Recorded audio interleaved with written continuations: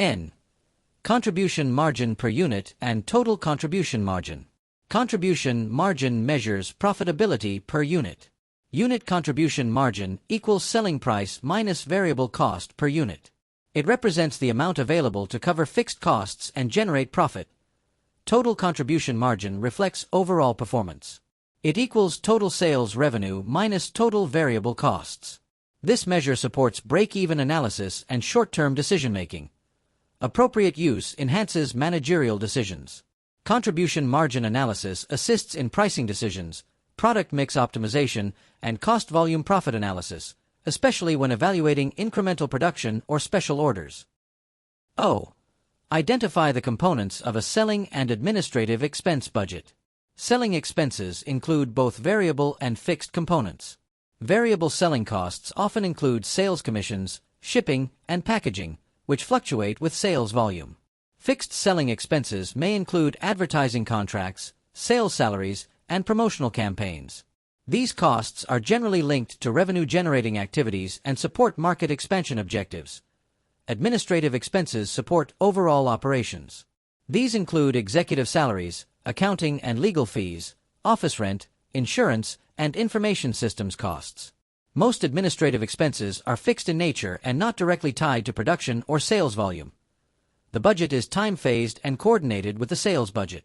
Because many selling costs depend on projected sales levels, the selling and administrative expense budget aligns closely with revenue forecasts and supports operating income projections. P. Explain how specific components of the selling and administrative expense budget may affect contribution margin. Variable selling expenses directly reduce contribution margin. Since contribution margin equals sales minus variable costs, items such as commissions and shipping costs lower unit contribution margin and influence break-even analysis and pricing decisions.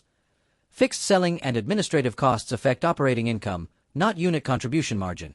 Although fixed costs do not change contribution margin per unit, they influence total profitability and the level of sales required to achieve target income.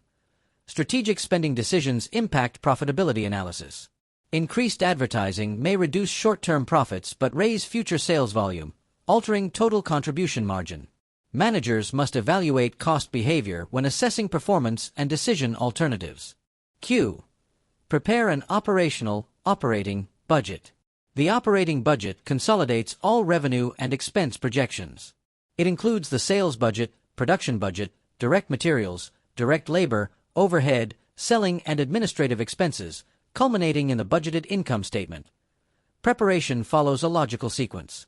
The process begins with sales forecasting, then production planning, cost estimation, and expense budgeting.